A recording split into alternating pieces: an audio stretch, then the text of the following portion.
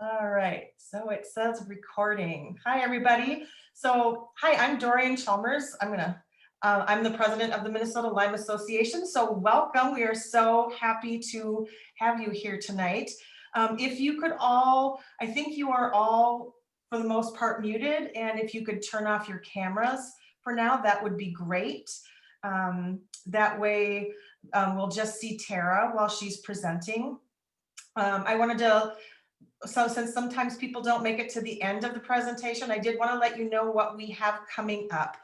For the first 6 months of 2021, we've decided, since everybody's sort of stuck in their house, that we wanted to give people a couple opportunities to reach out with us. So the second Tuesday of every month, we will have, through June, we will have a presentation meeting. And then the third Tuesday of every month, we will have just a support group meeting where people can come and just talk about what's going on. If they have questions, concerns, if they've been doing this for a while and they'd like to share their knowledge, we would love to have them. It's a great place to come and learn things and also have some giggles. So we'll hope you join us next week on Tuesday for that. Coming up in February, we have Dr. Tom Salt from Just Be Well in New London, and he'll be talking about his brain rebalancing program. In March, we'll have Dr. Samuel Shore, who will be, he's part of the Tick-Borne Centers of Excellence in Wisconsin. He'll be talking with us in April. We have Dr. Jonathan Otten from Northern Lights Medicine. He'll be talking about what he uses as diagnostics. He uses InfectoLab, so he'll be talking to us about that. May, we're still working on, and then in June, we have Tina Vincent from New Bridge. She'll be talking, she's got a dermatological background, and so she'll be doing some talking about Bartonella and what that looks like dermatologically and the punch biopsy and things like that. So it's all going to be very exciting. So I think that's all I have to tell you right now. So if all of you, if you have a piece of paper and a pen, if you have any questions during the presentation, it would be great if you could just write those down and then put them into the chat later on. But if there is something really important right at that moment that you want to ask, you can put it on chat, and I'll see if we can get a question out to you guys there. So I think that is it.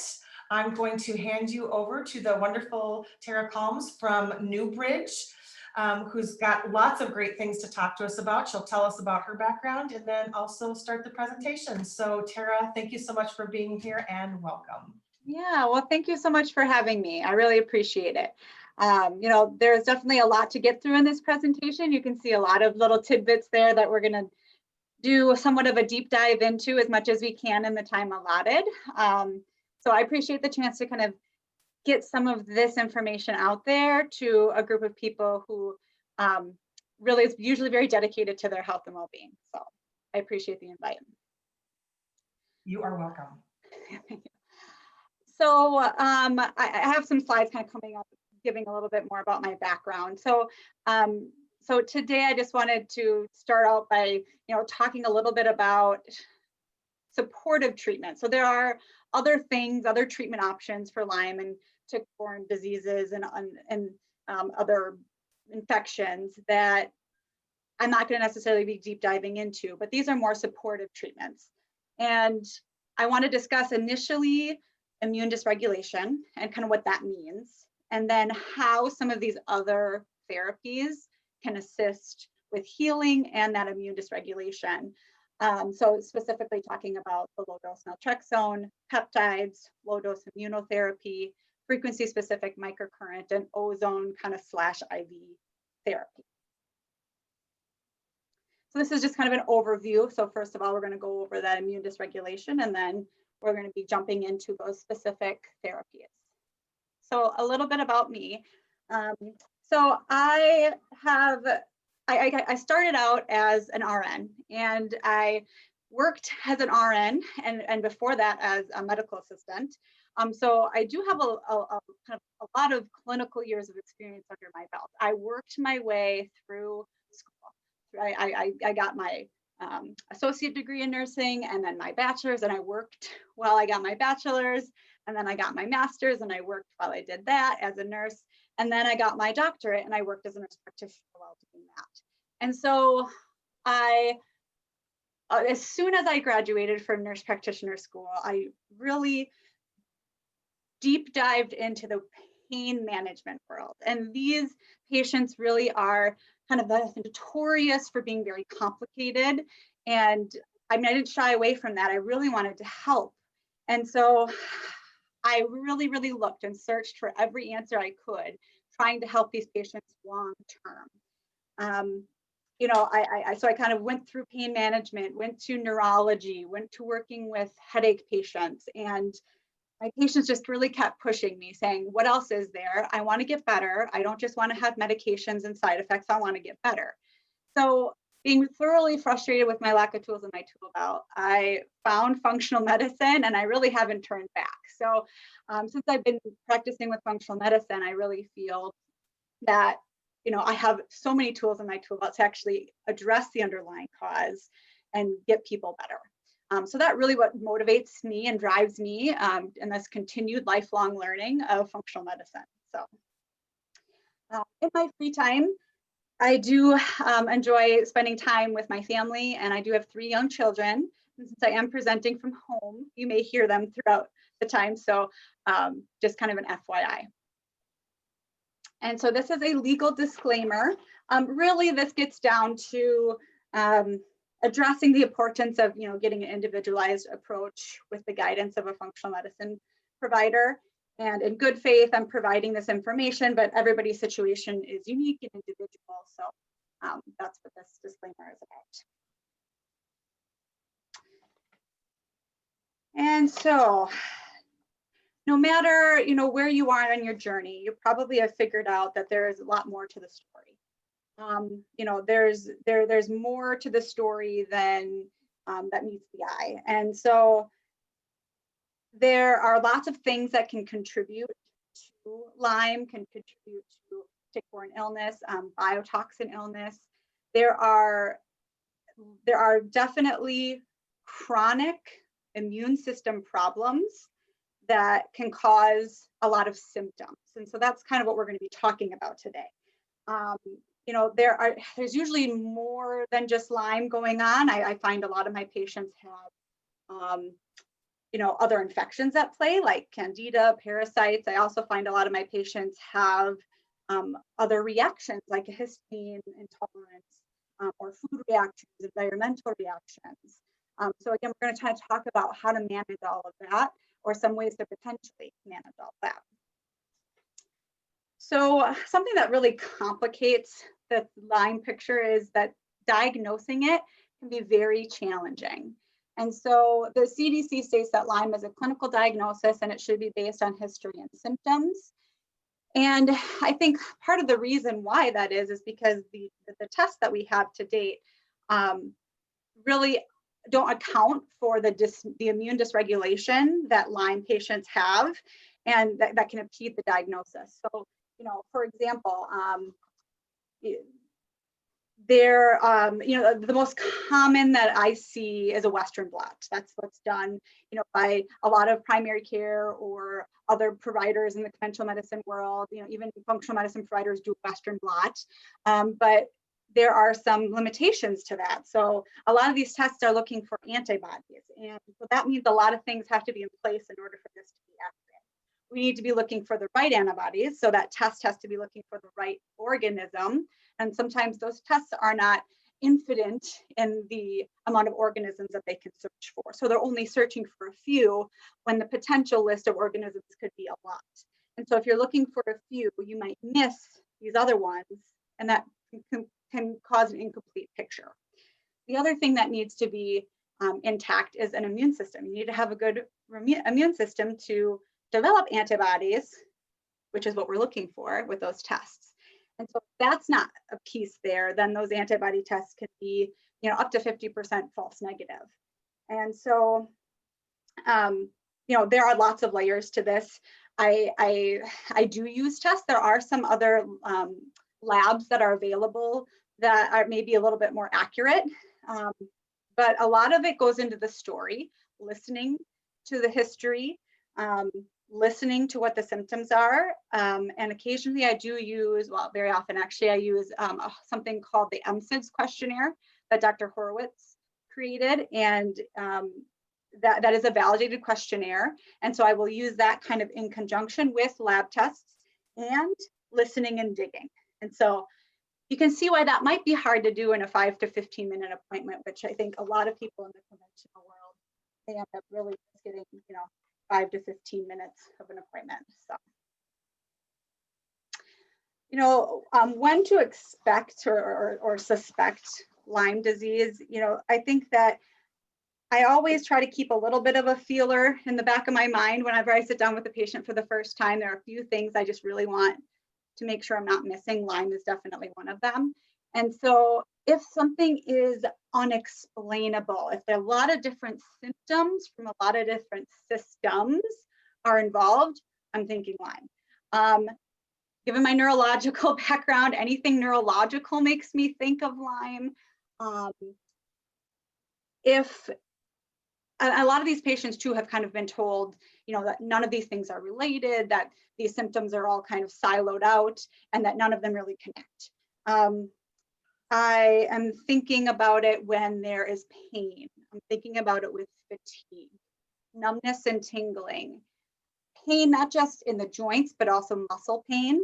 If you meet criteria for something called chronic fatigue syndrome, fibromyalgia, or this MSIDS or ME, the myalgic encephalomyelitis, those are very highly correlated with Lyme disease.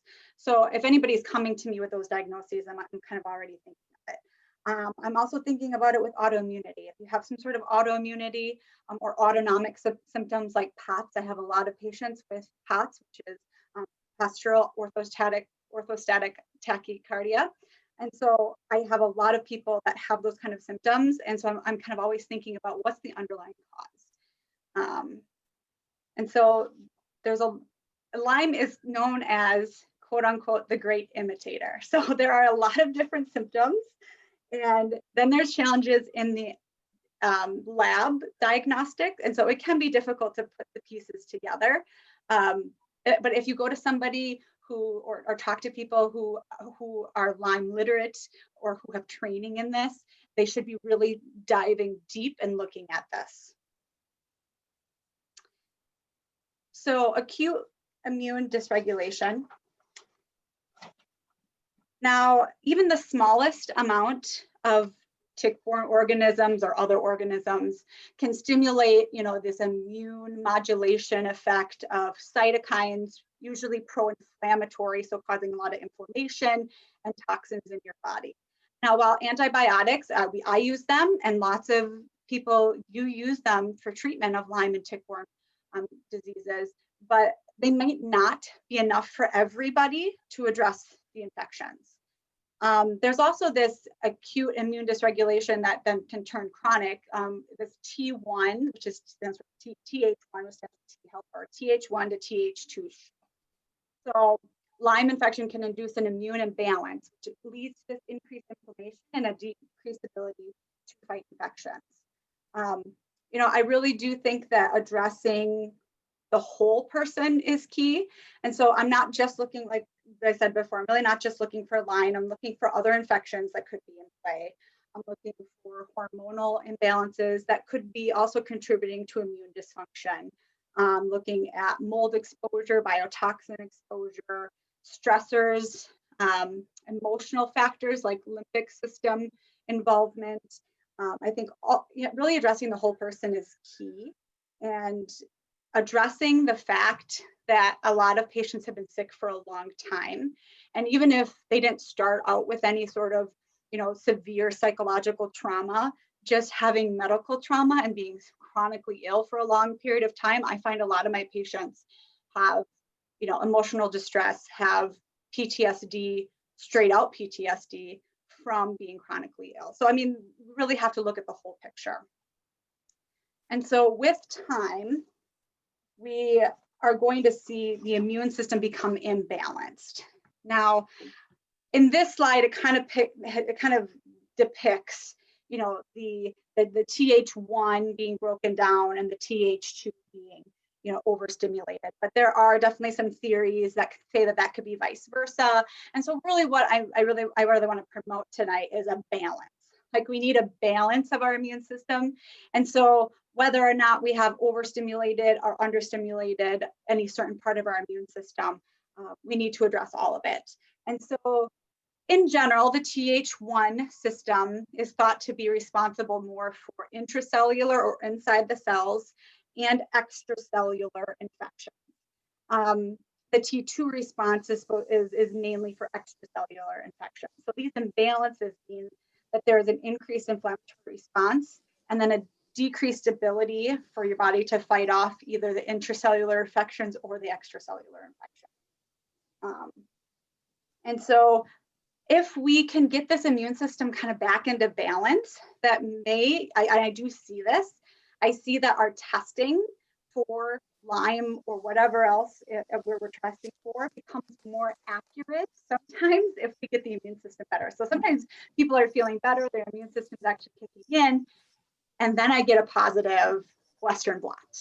And they say, well, what's going on? I'm feeling better. Why am I getting worse? Because my Western blot was negative last time it was checked. It's like, well, no, your immune system is becoming more balanced and now you're creating antibodies. So all of this can be really helpful. By addressing the immune system, we can address symptoms as well as that diagnostic challenge. So when I'm treating the immune dysregulation, I already kind of alluded to that we really need to be comprehensive and thinking about not just the immune system, but your blood clotting system, your hormonal system, your nervous system, your gut. We need to manage pain in a lot of patients. That's a huge issue. Sleep, detoxification, mold or biotoxin illness, and then I see a lot of mitochondria dysfunction. So mitochondria are the powerhouse of your cells. And when you have dysfunction in that area, a lot of people will feel that chronic fatigue, will feel muscle pain.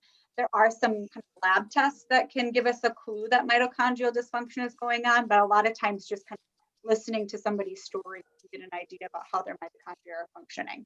And so this is all the big picture that we need to get to when we first sit down with a patient.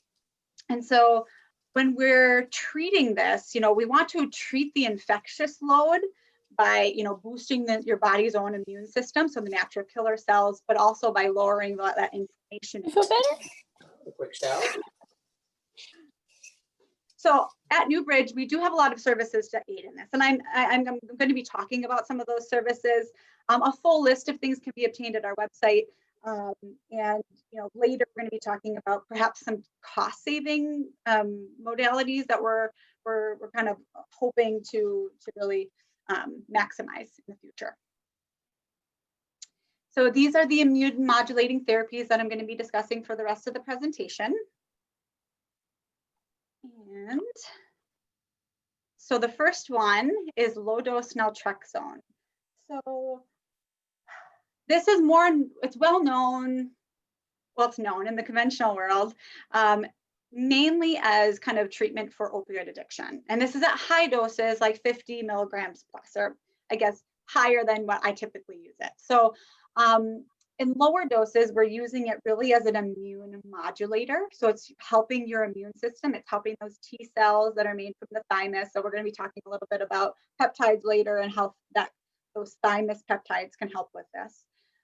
B cells, which are mainly produced in bone marrow and bursa, and how that can modulate those so that your immune system functions better. So it's not that it's decreasing your immune system or increasing, it's modulating. And I see a lot of patients get better in regards to their pain with this, their mood. And a lot of people with autoimmunity, I also see benefit from low dose naltrexone. So the side effect profile, I see very low for the most part. I have many patients who are very, very sensitive. And so I do see side effects. that may not be just insomnia, but that's more of that they're having a reaction, like a histamine maybe, or a mast cell reaction, because they're just that sensitive. But from a side effect profile from the medication itself, I see insomnia occasionally. I see weird dreams. I haven't really heard of people having, nobody's reported to me anyway, of them being disturbing. And I ask, make sure, but they just say it's weird, it's different. That usually will go away, within a few weeks if it's tolerable. If it's not tolerable, then I usually have them take it during the day. And most of the time this is fine. And so there are studies done on low-dose naltrexone, or LDN, on autoimmune conditions such as rheumatoid arthritis, irritable bowel syndrome, Crohn's, ulcerative colitis. And I use it quite a bit for autoimmune conditions, not just to manage flares, but to manage symptoms. Anxiety and depression also I've seen improve with low-dose naltrexone. The dose can be, dependent on what you're trying to use it for. So typically I'm using kind of that 1.5 to 6.5 milligrams that you see there. The 50 milligrams is more for that opioid addiction.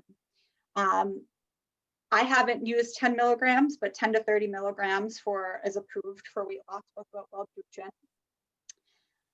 1.5 to 6.5, typically my patients are falling about 4.5 milligrams. And that's where they're seeing like the reducing of the inflammation, kind of this immune system balance. I use it a lot for thyroid disorders because I do have a lot of patients who have thyroid imbalance, thyroid resistance, thyroid antibodies. And I have seen some people lose weight. I don't know that it's just because of the low dose naltrexone. I think it's because it's getting at their immune system dysregulation and helping with hormonal imbalance. So really, really ultra low doses can also be used for very, very sensitive patients, but there's also approved overall to be used with narcotics to increase the effect of the narcotic, and that should be use of narcotics to increase effect and decrease tolerance and dependence and the addiction associated with narcotics.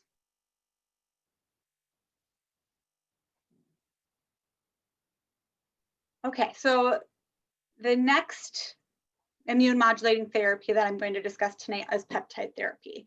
So this is something that's a little bit newer to my practice. I would say in June, July of 2020 is when I started to incorporate injectable and oral peptides into my practice. And they've been really, really very helpful. I think that, once I tell you about these, you'll kind of understand why they've been helpful. So peptides themselves are amino acids, and linked together, they create proteins. And these proteins signal systems in your body, and they bind to the outside of cells, and they help this cell-to-cell communication and help determine how the cells respond to certain stimuli by either upregulating or downregulating. And so when we use kind of this targeted use of peptides, we're trying to produce a specific effect on the body. And so each peptide kind of has their own specific effect. There are natural, there are bioidentical, there are synthetic peptides. And so what that means, a bioidentical means that it looks like the peptides do in your body. Synthetic means that they don't quite look exactly like it. They might look very similar, but it doesn't look exactly like the peptides found in your body. The peptides that I'm talking about tonight happen to be all bioidentical. They have a high level of safety. They usually start working pretty quickly. I have found minimal side effects. I was skeptical, but I have found minimal side effects with my patients. And overall, I think that, I think that aside from the fact that the administration can perhaps throw people off, most of them that I give are injectable. Other than that, most people are very, very happy to try peptides. So the benefits here, they're immune modulating. They help regulate the DNA. They help balance inflammatory mediators, and then they can improve the sleep cycle. And we're going to be going over 3 in particular. Now, that doesn't mean that there aren't more peptides out there. There are, but these are the 3 that I've really probably been using the most and that right now are available. there was a change in an FDA approval of some certain peptides that are no longer available. So you may have heard of others, or if you do some research after this, you may find something like, other peptides that you look into and you go, oh, this isn't available anymore. It's because there was some change in some laws. So these are the 3 that I've been using the most, and that I found the most helpful with the least amount of side effects. So I'm going to be going into them in detail there in the future, so I'm not going to read everything on that slide. So thymosin alpha 1. So this is, as I was saying earlier, the thymus. So this is naturally found in the thymus. It stimulates the production of those T cells and the B cells and encourages development of antibodies. So you can see how that could potentially help with diagnosis as well as symptoms and healing. It decreases inflammation. It brings back this balance in this immune system dysfunction. It is antibacterial, antiviral, and antifungal. It has all those properties of being antimicrobial. It improves tissue repair, inhibits viral replication, but I think some of that may also, that may also inhibit bacterial and fungal replication. Increases antioxidant production, reduces inflammation, and it reverses immunosuppression in chronic fatigue and fibromyalgia as well as Lyme. So this has been out since the 80s, since 1980s. It's been used and it's FDA approved. And it's FDA approved specifically for hepatitis patients, but it's been used for other patients since. And long-term use has been studied and it's safe to use long-term. This is a really good one to start with. I have been seeing really low side effect profile with this. It is a subcutaneous injection that people either inject daily or twice a week. I usually people start with daily, and then once they feel stable, go to twice a week. But some people who don't want to inject every day just start out twice a week. And most people do tolerate it very well. Side effect, I would say the only one that I've really heard of is mild fatigue, not moderate to severe. And so, from a side effect profile, that's pretty good. The next peptide that I'd like to talk about tonight is thymosin beta 4. So if I would be kind of categorizing these two, the thymosin alpha 1 would be more for immune system support, and the thymosin beta 4 would be more for healing and regeneration. And so you can see just by its clinical applications that it helps repair, regenerate injured tissues and cells, decrease inflammation in tissues and joints, improve muscle tone, reduce scar tissue, promote healing. And so some of these you may think of a lot of musculoskeletal things. So you may think of like somebody with Lyme disease may have joint pain, muscle pain. But also what I use this for is for brain inflammation. And so many times patients who have Lyme or tick-borne related illnesses end up having brain inflammation symptoms. And so this is something that I use after traumatic brain injury. I use this for Alzheimer's patients, autistic patients, anybody that has like this brain inflammation picture, thymosin beta 4 can be helpful for. Pre and post surgery, it helps with healing time, pre and post surgery. So that can be really helpful for some patients, especially if you have slow healing time because of having chronic illness. This can help boost that. This one needs to be pulsed on and off. It's not like the thymosin alpha 1 where you can take it continuously for long term. And there are different ways to pulse it. You can do, 2 weeks on, 2 weeks off, or you can do up to like 2 months, 3 months on, 2 months, 3 months off. But it is not something that can be taken continuously. This is also injectable. And again, on that kind of daily basis, can be twice a week. If it's kind of around a surgery, I usually encourage people to do it daily. And the last peptide that I'm going to talk about tonight is this BPC 157. And so this is naturally found in gastric juices. And this is mainly for gut-related conditions. Now, I say mainly for gut-related conditions, knowing that if you fix a leaky gut, you also can fix an injured or open blood-brain barrier.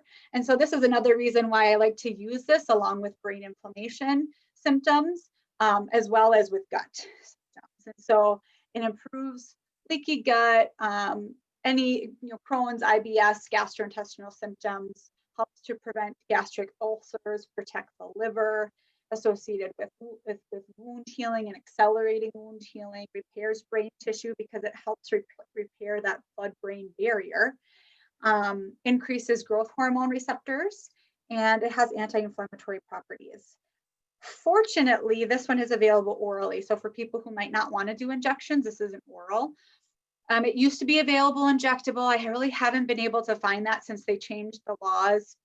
I'm not quite sure when that happened. It was before I got trained this summer in peptide use. So, but it used to be available injectable, and I did hear that perhaps it worked better for some patients than the oral. Right now, it's available orally over the counter, so like as a supplement versus a prescription. I was having patients get it from Dr. Seeds. I do think Dr. Seeds still exists to some extent, but I know that there's some sort of, they were bought out by the company that used to be called TaylorMade, but I think they're changing things. So I'm hoping that that doesn't make it a lot harder to get this product and a lot more expensive, but I just kind of wanted to put that in there because I know some of you might be going to look afterwards and see like how you can get it or where you can get it. Again, I'm not recommending that you do that. We need to, it's an individualized approach to working with a trained provider, but in case you're looking into it, you may notice some of those changes that have come about. I would say for the most part, very well tolerated. I have not had anybody with severe side effects or moderate side effects, and most patients have experienced some improvement in gut-related symptoms. So the next immune modulating therapy is low-dose immunotherapy. So I'm also going to be touching on low-dose allergen therapy. And so LDA, LDI, sometimes that term is used interchangeably. Technically, they kind of refer to different things, but I usually just kind of refer to it as LDI. So if I do that, and you can know what I'm talking about. So the main goal of low-dose immunotherapy is really to kind of calm down overactive immune system reactions to a particular thing. So it could be that thing could be microorganisms, that thing could be environmental, that thing could be foods. So there are a lot of different ways to use this as a tool. And I particularly like to use this for sensitive patients because I have patients who come to me and say, I cannot take anything. I've tried every single supplement, I cannot tolerate it. I've tried every single medication, I cannot tolerate it. I've tried this, I can't tolerate anything.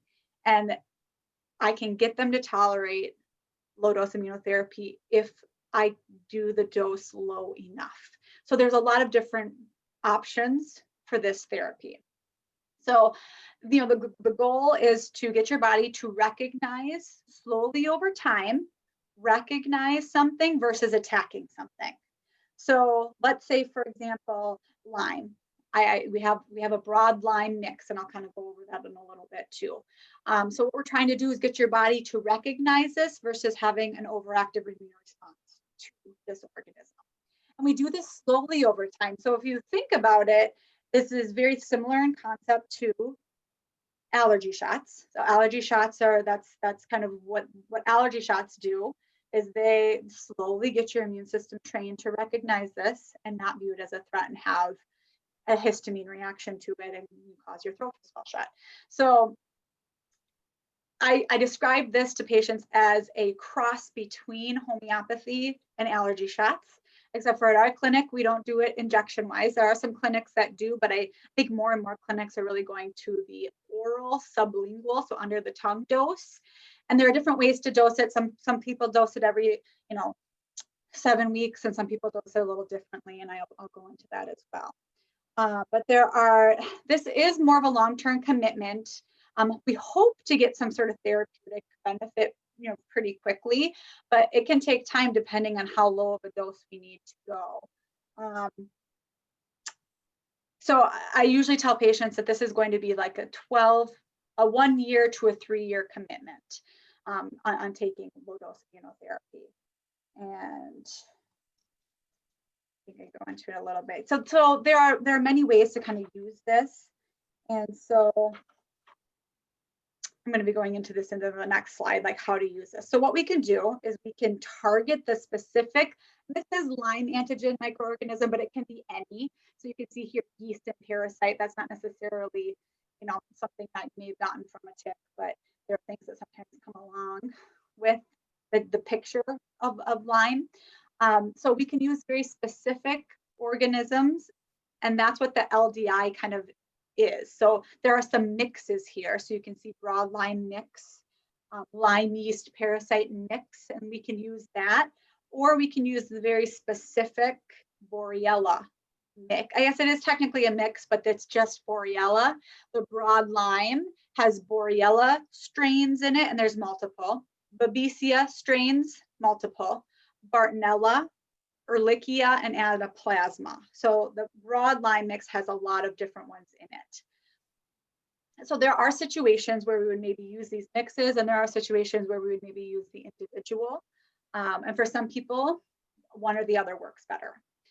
So these other organisms that I have here, these are things that I commonly see associated with patients who have Lyme and tick-borne disease. So I see a lot of Mycoplasma and Chlamydia pneumoniae, Candida, different types of yeast, parasites, as well as GI infections. And so this GI mix in particular here has many things in it, but the things I like to mention in it are Clostridia, H. pylori, Yersinia. I see that quite a bit with patients, that they have issues with that can be triggering some autoimmunity, especially in the thyroid. And then EBV stands for Epstein-Barr virus, and HSV stands for herpes simplex virus. And so again, we can use those individualized organism antigens as the LDI that we're training your immune system to recognize. We can also, on top of that, use other LDI, LDA, this is where the LDA kind of comes in, to contribute to other sensitivities that you might have that may be contributing to overall illness and not feeling well. So there are food sensitivities, so the broad food mix we can use, or I put individual. So let's say for some reason, you know, you're only having sensitivity to egg, and that's it. We have individual egg, which would have egg white, egg yolk in it. Or we can just do gluten or just dairy. The broad food mix is probably the most popular that we would use of those, as well as the environmental mix or individual. So in that environmental mix, it has like the seasonal allergies that you would think about to trees, to bugs, animals are in that environmental mix, as well as mold, and different mold species are in that environmental mix, but also available individually if we need to. I do find a lot of people have hormone sensitivities, hormone imbalances that could be causing issues. And so that one is also a helpful one to kind of put into a treatment plan, because it really helps their body be able to recognize hormones and not have a negative response to them. So, and the last two are just kind of explaining that there are a couple different ways that we can go about introducing these to your body. So one way is to incorporate multiple at a time. So say, you know, we kind of go down the list of everything we think you have going on. We have you space them a week apart to start, like 5 different ones spaced a week apart. And then 7 weeks later, you do it again. And we keep going up in concentration. So just like in homeopathy, the concentration, the higher the number, the actually lower the concentration. So let's say if we have broad Lyme mix 5C, broad Lyme mix 60C, the 60C is going to be diluted out 60 times from the mother dose. And so that's where I talked about earlier, where I can dilute this out to as much as we need to, so where a patient won't have as much of a response to it. I have had people that we've had do 60C and slowly work them up, and that's how we get them to the point where they can start taking supplements and tolerating things again.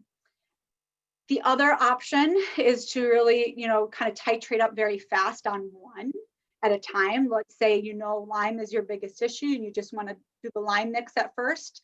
we get you to the point where you're on therapeutic dose of that, and then we add the next one in. So there are pros and cons to each. You know, one takes a little bit longer, but you might be able to address multiple things quicker. One might, you know, be a little quicker in that how quickly you can get up on one dose, but then it's taking you longer to maybe incorporate everything.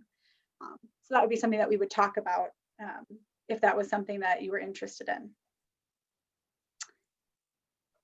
So frequency-specific microcurrent is the next therapy that I want to talk about.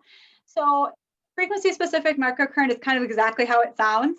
We're using very specific frequencies and using that, delivering them via microcurrent, and they are going to talk to your body. We're always running two frequencies. And so one is really usually targeted to a certain condition, and one is usually targeted to a certain tissue.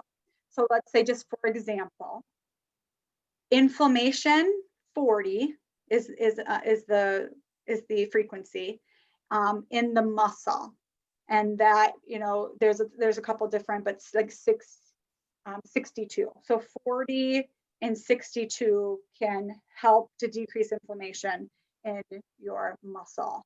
And so, I mean, this really goes on the concept that every tissue produces electromagnetic energy and has a resonating effect, and that when our cells are injured, that there's a vibrational frequency that's disrupted, and that this FSM can kind of match that and help correct it. I think that there are multiple ways to use this to help with immune system dysregulation and help treat Lyme. So there are specific frequencies for Borrelia burgdorferi, for Bartonella, for Babesia that we can use. And we can then put those frequencies into the certain tissues that we believe that those organisms have infected. So that can be really effective for, you know, let's say joint pain. The other way that we can use this is to address the symptoms related to Lyme infection and the systems that may have been disrupted. So there's immune support protocols that we can use to help boost your immune system. There are detox pathway support to help. There is calming mast cell and histamine response frequencies that we can use. And there's also, I do find that electromagnetic fields, I do find that to be a big problem for patients. And so we have protocols that we can use to help calm or enhance where we need to. There are also other kind of general benefits, which involve supporting kind of natural healing, reducing pain, reducing inflammation, improving tissue repair, and increasing the amount of energy or ATP produced in a specific tissue, which helps repair. There have been studies done on FSM, and this particular study was done on fibromyalgia, and the response, all of them had experienced decrease in pain reduction. They also had clinically significant reduction in inflammatory cytokines. So they measured inflammatory cytokines. So we alluded to that earlier being something that an immune dysregulation causes, is an increase in inflammatory cytokines. So this clinically reduced inflammatory cytokines, and I listed some there, the ones that they measured and that were reduced. And it was something like, I'm sorry, that slide wasn't included here. That's my fault. But all participants experienced a pain on average. They started out at like 7 and reduced to 1.8. And so that was on a scale of 0 to 10. So they started out 7 out of 10 and then reduced to 1.8, and that was on average. And over half experienced also some sort of sleep improvement as well as their pain improvement. And there have also been studies done on peripheral neuropathy, on neck pain, low back pain. I have seen many sports professional teams using this, as well as heard some anecdotes from providers who are treating professional athletes, kind of sharing their story. Some famous examples were given, when I went through training. But I know that the Cleveland Clinic is using it and they're doing trials, as well as I had a patient tell me the other day that she was offered a frequency specific microcurrent appointment at Mayo Clinic. I have no idea what they're all doing with that, but this is in Rochester. She was offered, she said she was going to do it and she was going to get back to me. But this is something that's definitely up and coming, and it's incredibly helpful. And it's very versatile. So like I said before, we can use it to specifically address affections, as well as support your body in detox and in other ways. So the last thing that I will be talking about is ozone therapy, injections, IV therapy. The very specifically ozone is oxygen to the third, so 3 molecules of oxygen. And so we use a generator, we use medical grade oxygen. So there's industrial grade oxygen, then there's medical grade. We use medical grade oxygen, we put it through an ozone generator. And what that means is it splits those O2s, oxygen 2s, up into all these little ones. And the ones don't like to be together for very long, or be apart for very long. So they will come back together. Not all of them come back together in O3, but a percentage of them come into groups of 3. And so once we generate that, we can use it, and I'll talk about kind of how we use it. But once it's in the 3, it's O3, it doesn't like to be in O3 for long. So let's say if I introduce this to your body while it's in O3, it very readily shares one of those oxygen molecules with your body. And so that oxygen molecule is used for extra energy. It enters into the cell, it creates water and extra energy for the body to utilize. So that's one way that ozone is helpful for your body. The other way is that ozone is antimicrobial. So antifungal, antibacterial, antiviral, antiparasitic. So it's another way that it helps your body, is by being a kind of a killing agent. And so, really proper utilization of oxygen is required for life. And so I have seen ozone help people heal quicker and improve symptoms faster. There are multiple ways to get ozone into your body and to use it. I'm kind of listing some here, but there are some other ways. I already said that it's antibacterial, fungal, and viral. It boosts your immune system and reduces inflammation, and it stimulates oxygenation in your body. So the picture here is the ozone sauna at Newbridge. And so you can see how your head would be out, because we don't necessarily have you breathing in just plain ozone. That with time, enough of it isn't really good for your lungs. So that's why we have this, where your head is out, where you're not breathing in the ozone. And that's one way to get it systemically, because your entire body. This is actually a sauna where it's a steam sauna. So you'll have a little bit of a wetness that comes on your skin from the steam and from sweat. And then that absorbs the oxygen. We also have something called insufflations, which that's just kind of a fancy term for saying that we're using some sort of route, whether direct or indirect, to get the ozone into your nasal passages, into your ear, into your rectum, or your bladder. I find all of them helpful, and particularly for patients with mold and who have had mold colonize, for example, the nasal passages or the bladder. I have a lot of patients who have colonization in other places too, but those two in particular, the nasal insufflation, which I alluded to before, that I wouldn't have you just breathe plain ozone in. We do that through, we bubble it through olive oil, so you're not just inhaling ozone, you're inhaling it through olive oil, which makes it safe to use. But that can actually get at killing any fungal infections that are up into your nasal passages. The rectal is a really fast and cheaper way of getting a systemic treatment. That area is very well vascularized, and there's the portal vein, like about 6 inches into the rectum, that leads right to your liver. And so, although it might not sound like the most fun procedure, from a bang for your buck standpoint, it can be very effective. And I've had a lot of people who have felt really well just off of 10 to 14 treatments rectally. And it doesn't take long. It's not really painful. It might be a little, awkward, but it's not really painful. Once you've done it a couple times, you know what to expect, and most people aren't bothered by it. There is also a way to inject ozone into, let's say, muscle, joints, scars, nerves. So part of my background in pain management and in headache management is that I did a lot of training in procedures. So injecting into muscles, nerves, and joints. And so I do injections directly in, and I think there's another slide that's going to be going a little bit into that. But we also have IV ozone infusions at the clinic. We usually use this along with what's called UVI, or ultraviolet blood irradiation, along with the ozone IV. So what really we do is we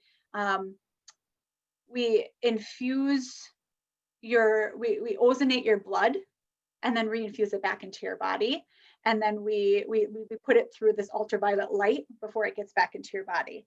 And I think there are a lot of resources on it. You can look at some videos online. It's also called MAH, or major autohemotherapy. There are different, there's like the 1-pass, 3-pass, 10-pass ozone IV.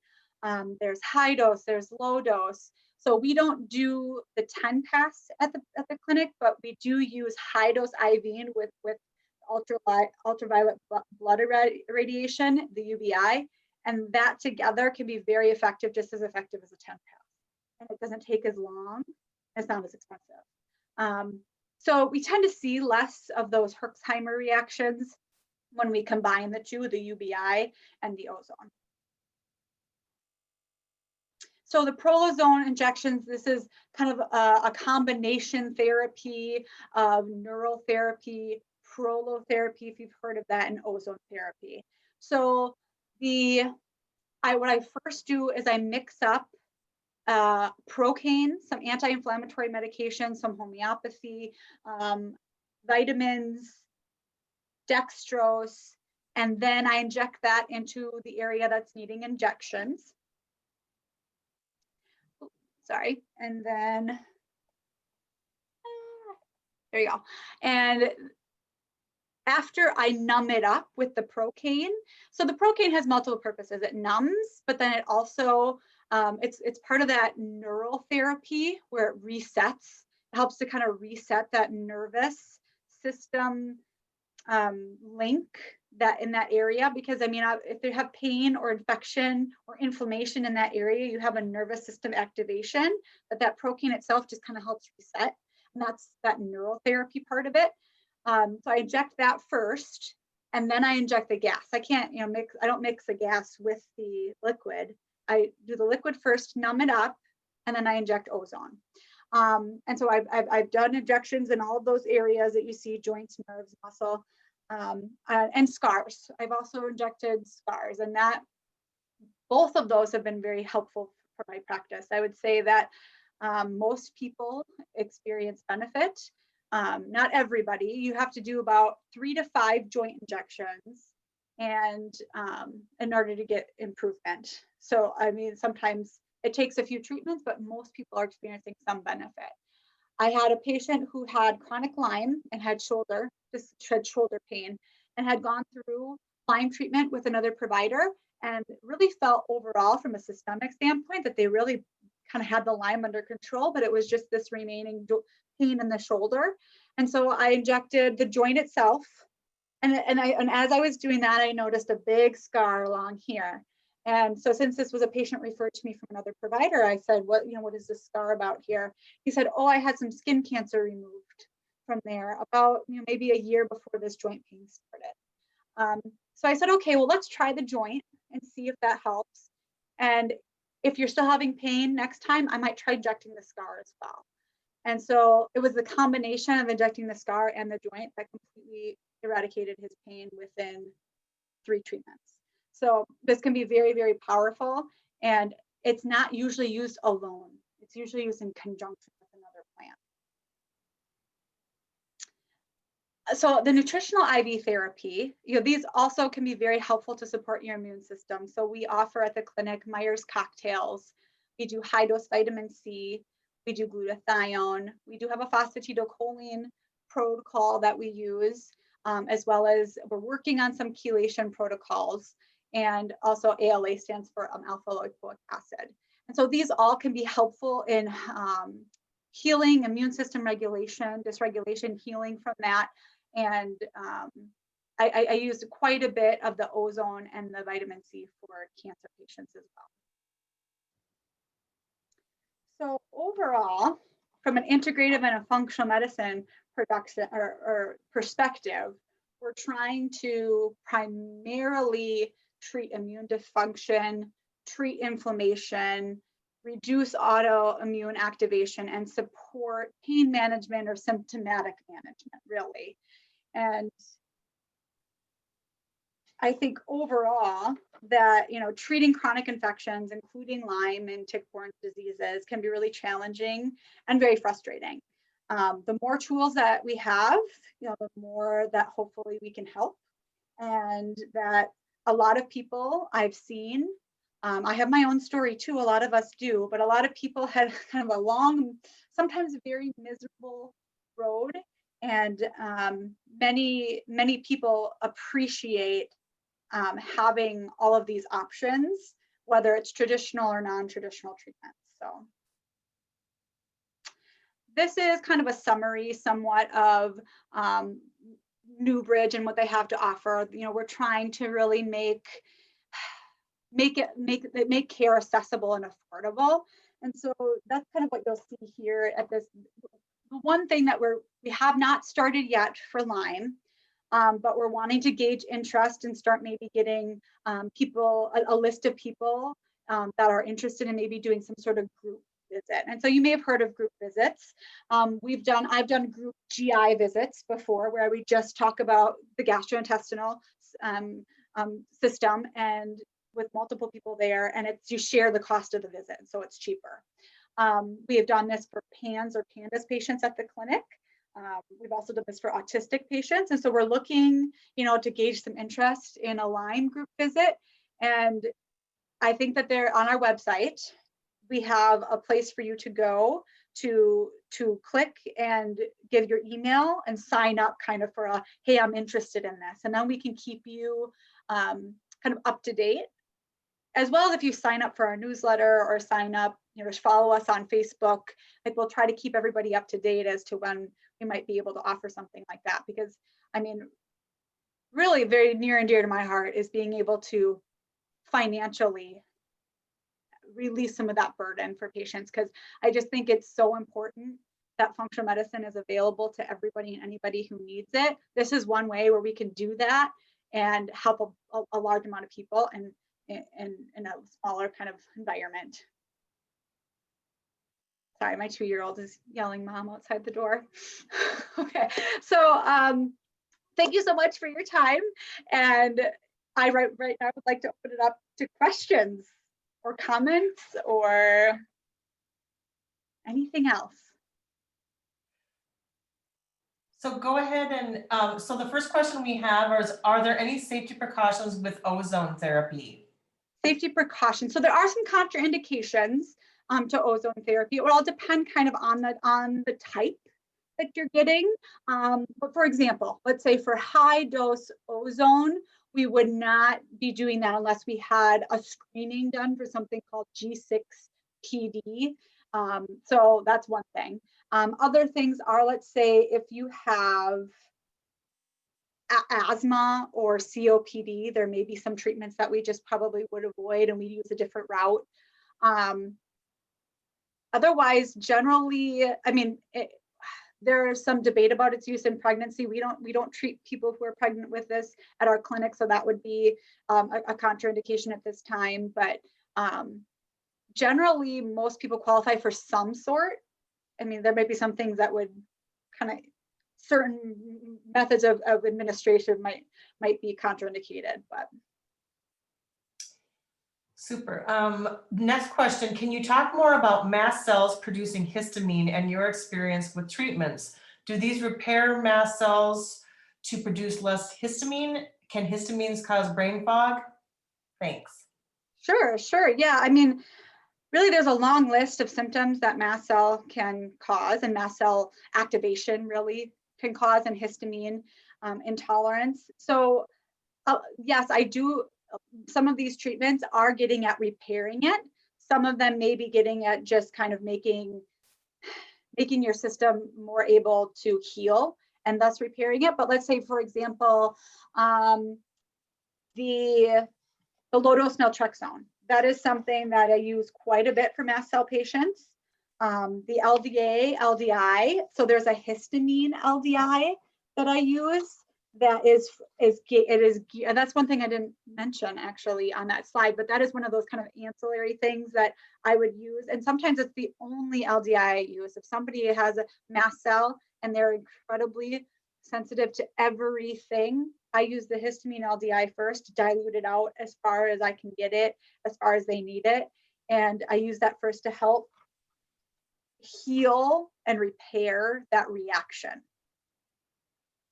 It's not easy to heal and repair a mast cell. It's possible, your body's capable of doing it, but it all depends on the severity as to how long it takes. But yeah, a lot of these treatments are geared towards repairing that and helping your body heal after we've repaired that. Can histamines cause brain fog? That was one of the other questions with that. Yes, I've seen histamine responses cause brain fog.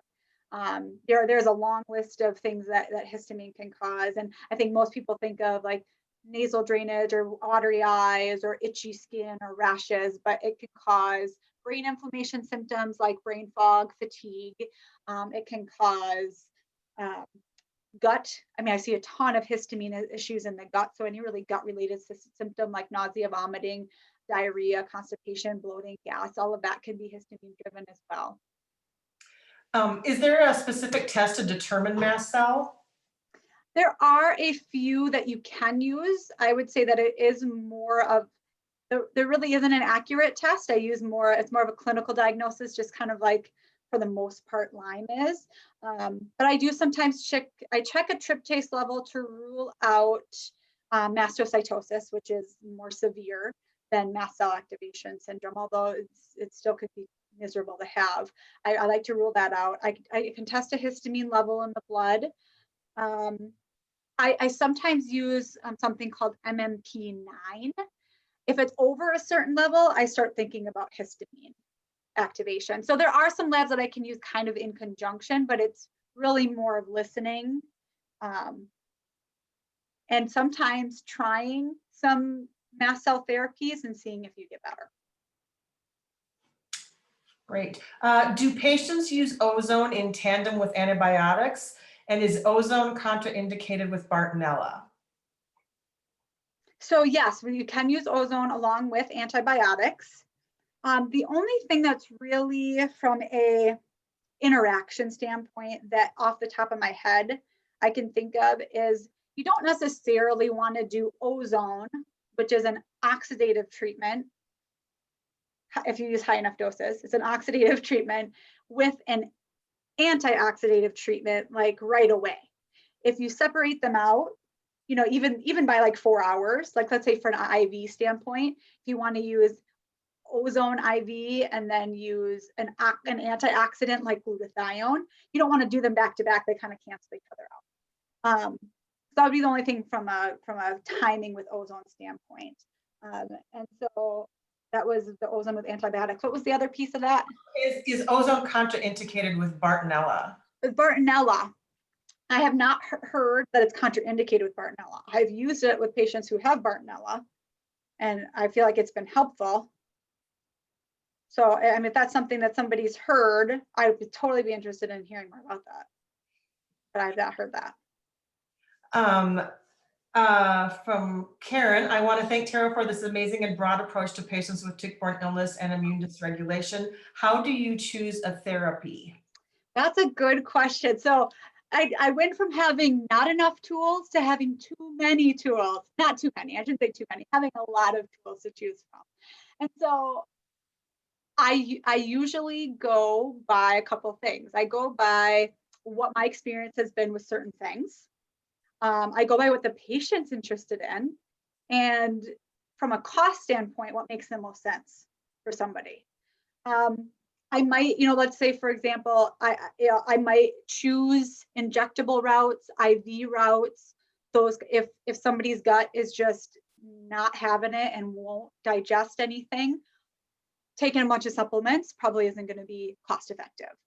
So that might make me lean more towards something that's injectable.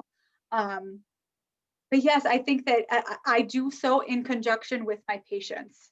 I mean, it's really, I kind of go over options, and whatever kind of rings true. I like to tell patients, counsel them. Sometimes if they need counseling, some patients are more intuitive than I could ever be, but listening to themselves. And so I like people to really kind of touch base with what they feel like would be probably the most effective. I find people, if they're listening to themselves, they may already know what's going on and what they're going to respond best to and what they're going to respond horribly to.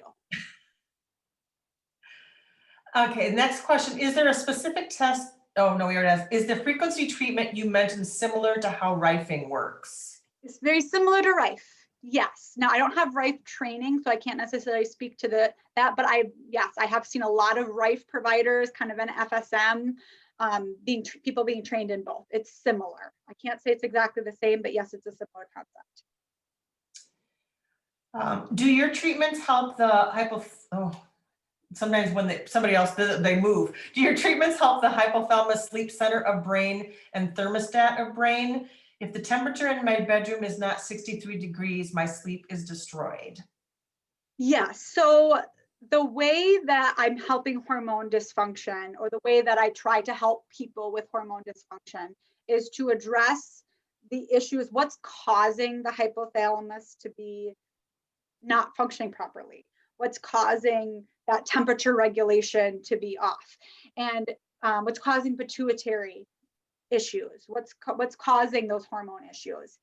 Very often Lyme can do that, but I see mold do that so often, especially when it's colonized in the sinuses. It has a direct kind of pathway right to the hypothalamus and the pituitary, so it can affect those things very easily. So I usually do that by addressing the underlying cause. So from a hypothalamus standpoint, from a temperature regulation standpoint, I'm going to be looking at hormones and how we can balance that, and then how we can, from a symptomatic standpoint, so we can look at thyroid hormone, adrenal hormones to help with the hypothalamus. And then from an underlying cause standpoint, what caused those hormone imbalances. So all the things that I've talked about tonight have different ways of doing that. From the same person, sorry. Also, I have a huge growth on my thyroid from Lyme. How can you help that? Sure.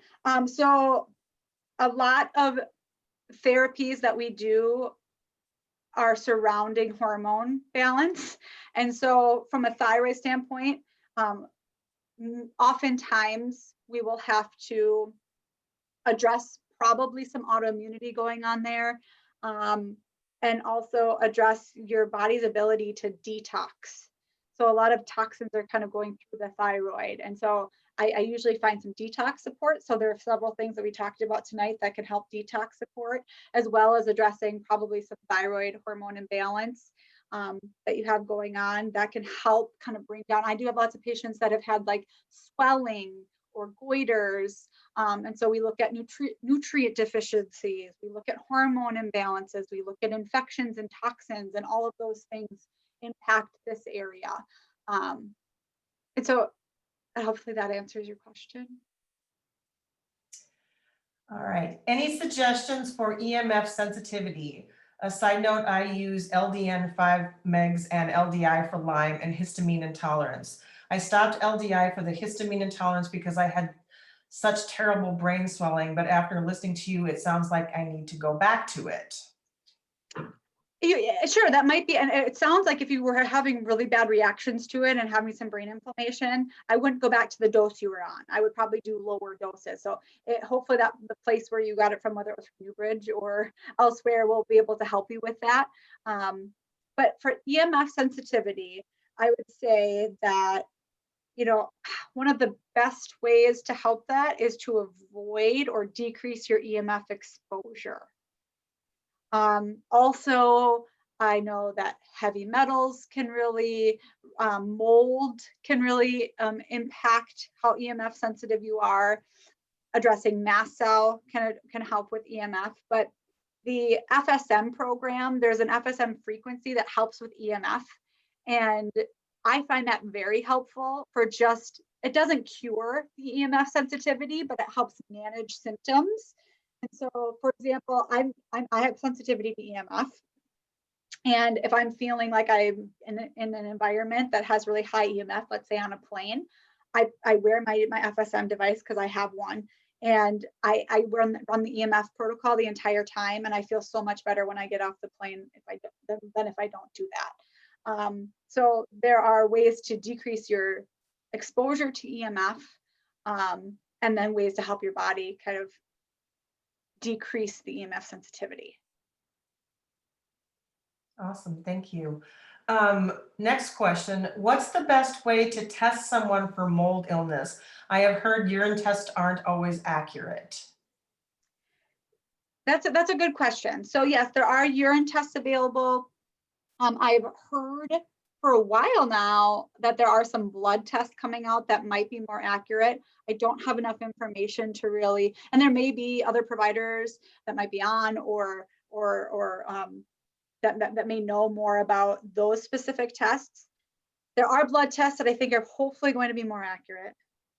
The urine tests right now, sometimes there's a debate about provoking versus unprovoking.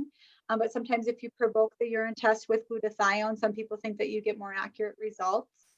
And if you are suspicious of mold toxicity, urine tests have come back negative, or that's just not something you're into. There are definitely history taking that can give you a clue. Trying some treatment specific to mold that might be helpful. As well as there is something called applied kinesiology or muscle testing. Some people are really open to that and really feel like it's very accurate for them. Some people really aren't, but that is something that we do offer at Newbridge. So that could be another way to test, and some people find that valid. Next question, how familiar are you with using or selecting the right essential oils at the right time for things? Even though essential oils are apnogenic, I'm hearing your comment about needing to separate the ozone from IV antibiotics based on chemical properties. Is it vitally important when using essential oils with their chemical properties and body systems? I would say so. I am way interested in essential oils, but I would not say that I've deep dived into specifics. I would say in relation to ozone, that if there was an essential oil that you were specifically using for antioxidative purposes, you would maybe want to separate it by 4 hours from ozone administration. That would be the only kind of contraindication or separation that I could see. I'm trying to think of other essential oils. I guess I have done some. I have some knowledge, but it's really very, in my opinion, very basic compared to people who have really dived into it and dedicated their career to that. So Tara, this is from Dr. Radofsky in relation to the question about the mold. Yeah. She said, I haven't heard of blood tests. I use urine tests as a screen. There is not a good correlation between levels and how sick a patient is from this. I have been struck by how many patients who are stuck have mold holding them back. Yeah, I'm struck by it too. So thank you, Dr. Radofsky. I really appreciate that, your input there. So if somebody asks me, like, what's the number one thing that you find being an issue for patients and for health, I find mold being a contributing factor most of the time. For literally most of the people that I see, I end up finding mold being an issue. I think it's way more of an issue than I thought was when I first started. And I think it's playing a big role in our health. And I would guess that we're seeing, especially here in Minnesota, we see a lot of it just because of the climate that we live in. And if we have basements and, because, some states people don't have basements, so they're not getting water into their basements. And then, and also with ice dams on top of their roofs, sometimes that can cause problems. And I'm only speaking from experience since we just had mold remediation done in our house 2 weeks ago. Yes, yes. I went through that journey as well with my house, and my health and my family's health. So I didn't get into functional medicine to try to find answers, but I found a lot of answers for my family, and I'm so grateful. But mold is a pain. And yes, there's some people that we use in the Twin Cities to help evaluate people's spaces and homes. And one in particular told me that his estimate, and this is just his estimate, was that he feels like 90% of homes in Minnesota probably have a mold issue.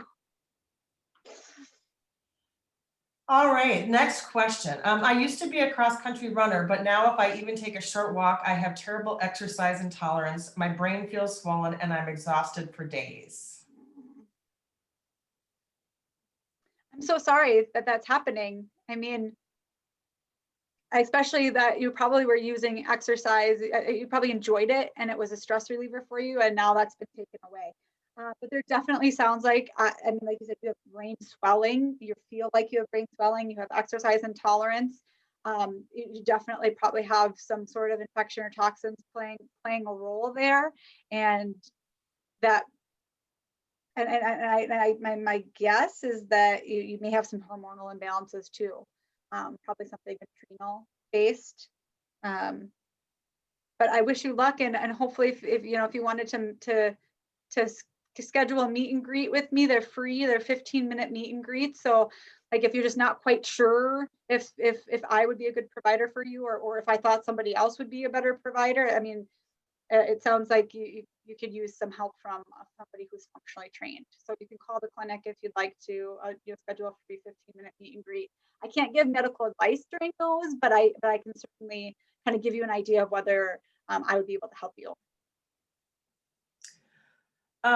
Back to mold. What mold tests can one do themselves in their home?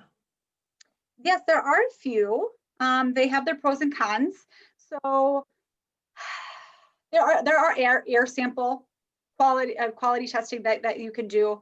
I find false negatives very high on those because they really have to be kind of timed really right in order to find the mold being released in the air at that time in a correct quantity that will show up on that test.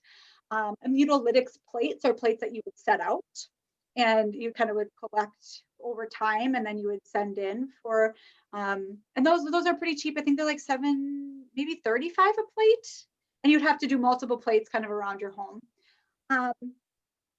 I find that also can be false negative kind of often. ERMI tests and Hertzme tests are two different type of dust samplings. So you would order them and they would come with kind of like a Swiffer, and then you would go around and collect, like go to areas where you don't really dust all the time, like under appliances and things like that. And then they evaluate your home. Both of them are looking for different types of molds. I find that sometimes they can over exaggerate the mold issue, but those are some ways that you can test your home yourself. Otherwise, there are professionals in the Twin Cities that can come. I would recommend getting somebody that is kind of been vetted maybe by a functional medicine practitioner, just because there are lots of people who claim that they're mold inspectors and mold remediators, and they don't do an appropriate job. They do things that are actually maybe making it worse for you. Anyway. Yeah, and the people we used were amazing. Just FYI, so if anybody ever wants to reach out to me, I'd be happy to tell you about them. And for us, it was behind our walls. and it was in the insulation. So, you know, that's when it gets a little trickier.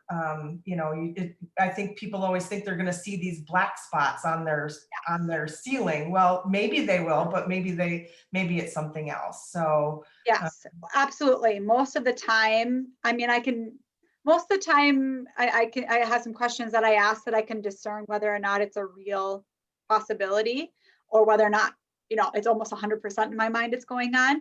But most often it's the hidden mold. Because I mean, if you saw mold, most people wouldn't just be like, oh, there's some mold. Oh, and then go on with their day. You know, they would look into it, take care of it. It's the hidden mold that's the biggest issue. And yeah, I would be interested in who you use. So just maybe email me. sure, absolutely. Yep. So not to keep hanging on to mold, this is the next question, but my Lyme doctor uses the VCS vision test based on Schumacher's research and feels it's fairly accurate. Do you ever use this and find it accurate in screening? Yeah, absolutely. I think yeah, that's a great point. Yeah, so it's a visual contrast screening, and you do it on not, you can do it on most computers. I mean, some computers just aren't compatible with it. I've had some patients have issues just because some computers aren't compatible with the test. But yeah, I think that absolutely, and that can be a good way to monitor whether or not, like, say you had a remediation done and whether or not it's working.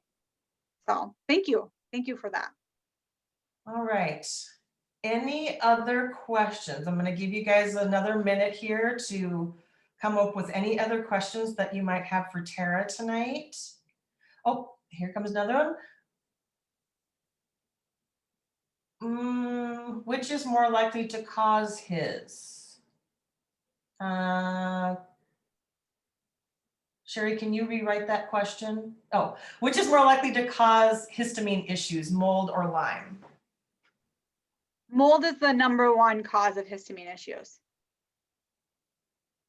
Not that I don't see Lyme doing that, but mold is the #1 cause of histamine issues that I see. And from Ryan, thanks for all you do. Really appreciate the time tonight. Oh, well, thank you. No, I appreciate the appreciation, but I like that I have a chance to share some of this. I mean, the more that you know of the options that are out there, hopefully the better equipped you feel to be able to take care of the things you need to take care of. So would everybody unmute their audio? And you can put your cameras on if you like to, just so that we can see all of your beautiful faces. No, thanks. But can everybody give Tara a big round of applause and a big thank you? Good, Tara.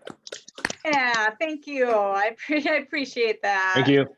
That is Thank you so much. Now I do know. Thank you. Thank you. And don't go away, Tara. We don't want you to. You didn't leave, did you? You just moved on here. No, I'm here. Perfect. I did hear, Dr. Verkota, did you have something that you wanted to share with the group tonight or something I had heard through the grapevine? Oh, I'm retiring, and I'll be closing our doors June 15th. So I'm so glad that somebody with Tara's level of broad knowledge is there to accept my complex patients. I feel so happy that that you have that broad approach that will really be helpful. Well, thank you. It was a great. I mean, everybody will be so sad to no longer have you in practice. But I wish you the best in retirement. Thank you for all that you have done. I mean, I've heard fantastic things from your patients. So thank you. That's very sweet. Thank you. Well, Thank and you. Dr. Verkota, from everybody here at the Minnesota Lyme Association, I hope you know how important you've been to Minnesota and to all of our Lyme patients, and from all of us on the board. You've been a very important part in a lot of people's lives. And so as we are sad to see you go, we are so happy for your new adventures that will start. You're retiring in June, is that correct? Correct. Correct, yep. Well, when COVID's all Well, over, thank- we'll have a big party. Yeah, that'd be fun. Yeah, I'll still be part of the Lyme community. So, Yeah, you can't get rid of us that. Can I ask you one more question, Tara? I also got another, thank you, Tara, excellent presentation. Does Newbridge Wellness take any specific insurances? Not at this time. They're not in network with any particular insurances. Some people have out-of-network benefits that will cover once their out-of-network stuff kicks in. So not at this time, but you might want to sign up for things. And if there's a change to that, we will let you know. And I think sometimes some of the testing or some of the prescriptions covered by your insurance if you send it in? Oh yeah.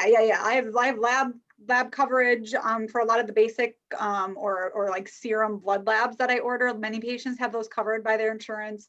Prescriptions are usually covered just under your basic kind of prescription plan.